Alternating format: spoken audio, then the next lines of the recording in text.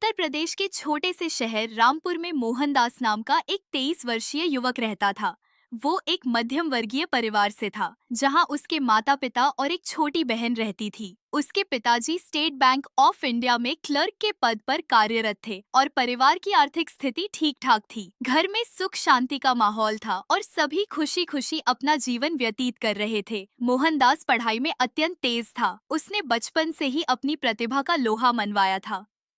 School की परीक्षाओं में हमेशा प्रथम श्रेणी में उत्तीर्ण होता था और शिक्षकों का लाडला था। उसके माता पिता को उससे बहुत उम्मीदें थीं। वे अक्सर कहते थे, हमारा बेटा बड़ा होकर कोई अच्छी नौकरी करेगा, वह हमारे परिवार का नाम रोशन करेगा और अपनी बहन की शादी भी धूमधाम से करेगा। उसके पिताजी अक्सर उससे कहते थे, बेटा तुम पढ़ाई पूरी कर लो, मैं तुम्हें हमारे बैंक में नौकरी दिलवा दूंगा। बैंक की नौकरी बहुत अच्छी होती है, सम्मान भी मिलता है और पैसा भी अच्छा आता है। लेकिन मोहनदास के सपने कुछ और ही थे। वह कुछ बड़ा करना चाहता था, कुछ अलग करना चाहता था। उसका सपना था कि वह विदेश जाकर कोई बड़ी नौकरी करे। वह अपने दोस्तों से कहता था, यार आजकल विदेशी कंपनियां बहुत पैसा देती हैं, वहां जाकर मैं लाखों रुपए कमाऊंगा और अपने परिवार को सुख सुविधा दूंगा। उसके मन में अमेरिका, कनाडा, ऑस्ट्रेलिया जैसे देशों के सपने तैरते रहते थे। जब भी वह अपने माता पिता से विदेश जाने की बात करता तो वे परेशान हो जाते थे। उसकी माँ कहती थी, बेटा हमारे पास सब कुछ है, तुम्हें विदेश जाने की क्या जरूरत है, यहीं रहकर अच्छी नौकरी कर लो, परिवार के साथ रहो, विदेश में अकेले कैसे रहोगे। लेकिन मोहनदास अपनी जिद पर अड़ा रहता था। वो कहता था, माँ आजकल बड़ी बड़ी कंपनियां विदेश में बहुत पैसा देती हैं, मैं वहां जाकर इतना पैसा कमाऊंगा कि आप लोगों को किसी चीज की कमी नहीं रहेगी। बहन की शादी भी राजा महाराजा की तरह करूंगा। उसके पिताजी समझाते थे, बेटा विदेश में जाना इतना आसान नहीं है, वहाँ का कल्चर अलग होता है, भाषा अलग होती है, खाना अलग होता है, तुम यहीं खुश रहो। परंतु मोहनदास का मन नहीं मानता था। वह दिन रात विदेश जाने के सपने देखता रहता था। उसने अपनी ग्रेजुएशन पूरी की और कॉमर्स में बीकॉम की डिग्री प्राप्त की। उसके नंबर बहुत अच्छे आए थे और वह चाहता तो किसी भी अच्छी कंपनी में नौकरी पा सकता था। ग्रेजुएशन पूरी होने के बाद मोहनदास ने विभिन्न देशों की कंपनियों में आवेदन करना शुरू कर दिया। वह रोज इंटरनेट पर विदेशी नौकरियों की तलाश करता था। America, Canada, Australia, UK, Germany, Singapore हर जगह अपना रिज्यूमे भेजता रहता था। कई महीने बीत गए लेकिन कहीं से कोई सकारात्मक जवाब नहीं आया। इसी दौरान उसकी मुलाकात अपनी कॉलोनी में रहने वाले अर्जुन भैया से हुई। अर्जुन भैया लगभग 35 वर्ष के थे और पिछले 8 सालों से सऊदी अरब में काम कर रहे थे। वे एक निर्माण कंपनी 23 वर्ष के थे और पिछले 8 सालों से सऊदी अरब में काम कर रहे थे। वे एक निर्माण कंपनी में इंजीनियर का काम करते थे और सालाना छुट्टियों में भारत आते थे। मोहनदास जब भी अर्जुन भैया को देखता था तो उसे लगता था कि उनकी जिंदगी कितनी शानदार है। वे महंगे कपड़े पहनते थे, अपने घर वालों के लिए महंगे गिफ्ट्स लाते थे और हमेशा पैसों की बात करते रहते थे। मोहनदास सोचता था, काश मैं भी इनकी तरह विदेश में होता, वहां से इतना पैसा भेजता कि मेरे माता पिता राजा रानी की तरह जिंदगी जीते। एक दिन सुबह टहलते वक्त मोहनदास ने हिम्मत जुटाकर अर्जुन भैया से बात की। उसने कहा, भैया मैं भी आपकी तरह विदेश में काम करना चाहता हूँ, अब क्या मेरी भी कहीं नौकरी लग सकती है। अर्जुन भैया ने मुस्कुराते हुए कहा, हाँ बेटा क्यों नहीं, मैं अपनी कंपनी में बात करूंगा, अगर कोई वैकेंसी होगी तो मैं तुम्हें बता दूंगा। लेकिन अगर तुम्हें जल्दी और ज्यादा पैसा कमाना है तो तुम्हें सऊदी अरब जाना चाहिए। मोहनदास की आंखें चमक उठी। उसने पूछा, सऊदी अरब में कैसा काम मिलता है भैया? अर्जुन भैया ने समझाया, वहाँ अरब देशों में बहुत पैसा है, बड़े बड़े शेख छोटे से काम के लिए भी हजारों रुपए देते हैं। तुम जैसे पढ़े लिखे लड़कों को तो बहुत अच्छी सैलरी मिलती है। मैं वहाँ महीने के 80 से 10,000 रुपए कमाता हूँ। यहाँ भारत में इतनी सैलरी कहाँ मिलती है? अर्जुन भैया की बातें सुनकर मोहनदास के मन में और भी जोश आ गया। अब उसके मन में सिर्फ यही बात चलती रहती थी कि उसे किसी भी तरह से अरब देश जाना है और खूब पैसा कमाना है।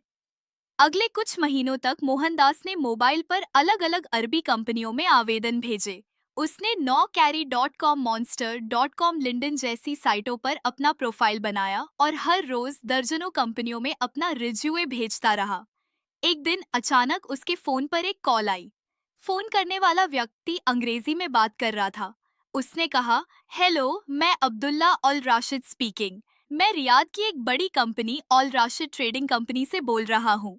आपने हमारी कंपनी में अकाउंटेंट के पद के लिए आवेदन दिया है। हमें आपका प्रोफाइल पसंद आया है। मोहनदास की खुशी का कोई ठिकाना नहीं था। उसने कहा, जी सर, धन्यवाद, मैं इस अवसर के लिए बहुत उत्सुक हूँ। व्यक्ति ने आगे कहा, हमारी कंपनी में आपको महीने की 1200 रुपए रिहाल सैलरी मिलेगी। भारतीय रुपयों में यह लगभग 25,000 होते हैं। साथ ही आपको मुफ्त रहने की जगह, खाना और ट्रांसपोर्टेशन की सुविधा भी मिलेगी। क्या आप इस नौकरी के लिए तैयार हैं? मोहनदास तुरंत बोला, जी सर, मैं बिल्कुल तैयार हूँ। उस व्यक्ति ने कहा, ठीक है, आप सऊदी अरब आ जाइए। आपके आने का टिकट हम करवा देंगे और रुकने का इंतजाम भी कंपनी की तरफ से होगा। आपको बस अपना सामान लेकर आना है। हम आपको टिकट और वीजा की डिटेल्स ईमेल कर देंगे। यह बात सुनते ही मोहनदास की खुशी का कोई ठिकाना नहीं था। वह सोच रहा था, अब तो मैं बहुत पैसा कमाऊंगा। मेरे माता पिता कितने खुश होंगे। वो तुरंत अपने माता पिता के पास गया। पिताजी, माँ मोहनदास उत्साह से चिल्लाते हुए घर में घुसा, मेरी बहुत अच्छी नौकरी लग गई है। अब तो मैं सऊदी अरब जाकर खूब पैसा कमाऊंगा। हमारे पास किसी चीज की कोई कमी नहीं रहेगी। यह सुनते ही उसके माता पिता चिंतित हो गए। उसकी माँ ने चिंता से पूछा, क्या कह रहे हो बेटा? सऊदी अरब वो तो बहुत दूर है, वहाँ का कल्चर भी बिल्कुल अलग है। उसके पिताजी ने भी कहा, बेटा, मैंने तुम्हारे लिए यही बैंक में बात की थी। अगले महीने इंटरव्यू भी है। तुम यहीं रहकर नौकरी क्यों नहीं कर लेते? लेकिन मोहनदास अपनी धुन में था। उसने कहा, नहीं पिताजी, वहाँ मुझे महीने के 25,000 रुपए मिलेंगे और रहने खाने की सुविधा अलग से। यहाँ बैंक में कितनी सैलरी मिलेगी? 12 से 15,000 रुपए। मैं वहाँ 2 गुना पैसा कमाऊंगा। उसकी माँ की आंखों में आंसू आ गए। वो बोली, बेटा, पैसा ही सब कुछ नहीं होता, घर परिवार भी तो कुछ होता है। तुम इतनी दूर चले जाओगे तो हम तुम्हें कब देखेंगे? लेकिन मोहनदास की खुशी को देखकर अंततः उसके माता पिता ने उसकी खुशी में ही खुश होना ठीक समझा। उन्होंने सोचा कि शायद यह उनके बेटे के लिए अच्छा अवसर हो। अब मोहनदास अपने जाने की तैयारी करने लगा। उसने पासपोर्ट बनवाया और वीजा के लिए आवेदन दिया। वहां से उसकी कंपनी उसकी सहायता कर रही थी। उसे लग रहा था कि बहुत अच्छी कंपनी है जो इसकी इतनी मदद कर रही है। उसने सोचा, जरूर ये कोई बहुत बड़ी और अच्छी कंपनी होगी। अगले 2 महीने में उसका पूरा काम हो गया। पासपोर्ट, वीजा, टिकट, सब कुछ तैयार हो गया। अब वह अपना सामान पैक करने लगा। अगले ही दिन उसकी फ्लाइट थी सऊदी अरब के लिए। अपने माता पिता का आशीर्वाद लेने के बाद और मैं जल्दी वापस आऊंगा कहकर वह घर से निकला। उसकी बहन रो रही थी। माँ भी आंसू पोंछ रही थी। पिताजी ने कहा, बेटा, सावधान रहना। अगर कोई परेशानी हो तो तुरंत फोन करना। मोहनदास ने हंसते हुए कहा, अरे पिताजी, क्या बात कर रहे हैं? मैं तो खुशी खुशी जा रहा हूँ। वहाँ जाकर खूब पैसा कमाऊंगा। यह कहकर वह घर से निकला और एयरपोर्ट पहुंचकर अपने फ्लाइट में बैठकर सऊदी अरब के लिए रवाना हुआ। सऊदी अरब में जब वह एयरपोर्ट पर पहुंचा तो वहाँ पर एक बहुत ही बड़ी लग्जरी गाड़ी उसको लेने आई हुई थी। गाड़ी को देखकर वह बहुत खुश हुआ और सोचा, वाह, कितनी बड़ी कंपनी है। इतनी अच्छी गाड़ी भेजी है मुझे लेने के लिए। इस बड़े देश में मैं बहुत पैसा कमाऊंगा। उसने अपनी उड़ान के सपने देखे होंगे। गाड़ी में बैठ जाने के बाद वह गाड़ी उसे लेकर एक बहुत बड़ी बिल्डिंग के सामने पहुंची। उसे बताया गया, इस बिल्डिंग में तीसरी मंजिल पर चले जाओ। बहुत ही खुशी से वह लड़का लिफ्ट के सहारे तीसरी मंजिल पर पहुंचा। तीसरी मंजिल पर पहुंचने के बाद उसकी मुलाकात एक शेख से हुई। शेख ने कहा, पहले अपना पासपोर्ट दे दो, उसके बाद अपनी एंट्री कर दो, फिर तुम्हारा इंटरव्यू होगा और तुम्हें नौकरी पर रख लिया जाएगा। रख लिया जाएगा। मोहनदास ने बिना कुछ सोचे अपना पासपोर्ट जमा कर दिया और एंट्री की। तभी उसने देखा कि अंदर से एक महिला उसे घूर कर देख रही थी, लेकिन उसने उस पर ज्यादा ध्यान नहीं दिया। अब उसे अंदर के कमरे में जाने के लिए कहा गया। कमरे का नंबर था 103। 103 में अंदर जाने के बाद उसने देखा कि वहां उसके जैसे 10 से 15 लड़के बैठे हुए थे। जब उसने उनसे पूछा तो सभी ने कहा, हम इंटरव्यू के लिए आए हैं, हमें यहाँ नौकरी मिलने वाली है। उन सभी लड़कों के साथ जाकर वह भी बैठ गया और अपनी नौकरी का इंतजार करने लगा। वह सोच रहा था कि शायद यह कोई ग्रुप इंटरव्यू हो। तभी कमरे के अंदर 20 से 30 मुस्लिम महिलाएं आई। कई महिला 20 साल की थी, कई 25 की, कई 30 की, कई 40 की, तो कोई 50 से 60 साल की भी महिलाएं वहां थी। वह महिलाएं सभी लड़कों को बहुत ध्यान से देख रही थी। कोई उनकी बाहों को छूती, कोई उनके गले को, कोई हाथ पकड़ती तो कोई कंधे पर हाथ रख देती। मोहनदास को कुछ समझ नहीं आ रहा था कि क्या चल रहा है। वो सोच रहा था यह कैसा इंटरव्यू है, ये महिलाएं हमें इस तरह क्यों छू रही हैं। तभी एक महिला उसके पास आई। वो महिला लगभग 50 साल की थी। महिला ने पूछा, तुम्हारा नाम क्या है और तुम कहाँ से हो? मोहनदास ने जवाब दिया, मैडम मैं भारत देश से हूँ, मेरा नाम मोहनदास है। उसकी बात सुनकर वह महिला बोली, तुम्हारी आवाज बहुत अच्छी है। इतना कहते हुए वह मोहनदास का हाथ पकड़ लेती है और हाथ को अपने गले पर रख लेती है। यह बात मोहनदास को बहुत अजीब लगी। इतना करने के बाद वह महिला शेख से कहती है, शेख ये मेरा हुआ। मोहनदास को कुछ भी समझ नहीं आ रहा था कि महिला ऐसा क्यों कह रही है कि ये मेरा हुआ, आखिर यहाँ क्या चल रहा है। शेख ने कहा, जी मैडम आप इसे ले जा सकती हैं, पैसा जमा कर दिया। मोहनदास को कुछ भी समझ नहीं आ रहा था कि उसके साथ क्या हो रहा है, वो महिला कौन है और कहाँ ले जाने की बात चल रही है। कुछ ही देर बाद दो आदमी आए और बोले, हमारे साथ चलो। मोहनदास ने कहाँ जाना है? यह मेरा ऑफिस है, मुझे यहाँ नौकरी का इंटरव्यू देना है, मैं अभी कहीं नहीं जा सकता। लेकिन तभी उनके पीछे वह महिला आई और बोली, अब तुम मेरे हो, मैं तुम्हारी मालकिन हूँ, जैसा मैं कहूंगी तुम्हें वैसा ही करना होगा, मैंने तुम्हें खरीद लिया है। मोहनदास को महिला की यह बात बिल्कुल समझ नहीं आई। इतने में वह दोनों आदमी उसका हाथ पैर पकड़कर उसे उठा लेते हैं। वह चिल्लाता रह जाता है लेकिन कोई उसकी मदद नहीं करता। वह आदमी उसे ले जाकर कार में बिठाते हैं और कार चलने लगती है। लगभग 2 घंटे कार में बैठे रहने के बाद और यह सोचने के बाद कि उसके साथ क्या हो रहा है, कार रुक जाती है। वह देखता है कि कार एक बहुत बड़े आलीशान बंगले के पास रुकी है। तभी पीछे की एक कार से वह महिला उतरती है और पास आकर मोहनदास की कार का दरवाजा खोलती है। वो कहती है, तुम्हारा स्वागत है मेरे महल में, चलो अंदर चलते हैं, तुम्हारे साथ बहुत सारी बातें करनी है। मोहनदास को कुछ समझ नहीं आ रहा था कि क्या हो रहा है। वह कार से नहीं उतरता तो तभी कार में बैठा एक आदमी उसे धक्का देकर बाहर गिरा देता है। अब वह महिला अपने हाथ से इशारा करती है और उसके इशारा करते ही एक लड़की कुत्ते के गले में बांधने वाला पट्टा लेकर आती है और मोहनदास के गले में बांध देती है। अब वह महिला पट्टे की रस्सी को पकड़कर खींचने लगती है और उसके पीछे पीछे मोहनदास जाने लगता है। मोहनदास कहता है, ये क्या है, मुझे यह जानवरों वाला बेल्ट क्यों पहनाया है? महिला जवाब देती है, अब मैं तुम्हारी मालकिन हूँ और तुम मेरे कुत्ते हो, जो मैं कहूँगी तुम्हें वही करना पड़ेगा। मैंने तुम्हें खरीदा है अपनी खुशी के लिए, रात में मुझे संतुष्ट करना और दिन में मेरा काम करना। जब मेरा जो मन होगा वह तुम्हें करना होगा। अब तुम मेरे गुलाम हो। इतना कहकर वह महिला रस्सी को बहुत तेज खींचती है और मोहनदास उसके पीछे पीछे खींचता चला जाता है। अंदर जाकर वह महिला उससे कहती है, पहले नहा लो, उसके बाद मेरे पास आना। मोहनदास देखता ही रह जाता है कि कितना बड़ा महल है, लेकिन अब वह समझ जाता है कि उसके साथ क्या हो रहा है। उसे धोखे से सऊदी अरब बुलाकर एक अमीर महिला को बेच दिया गया है।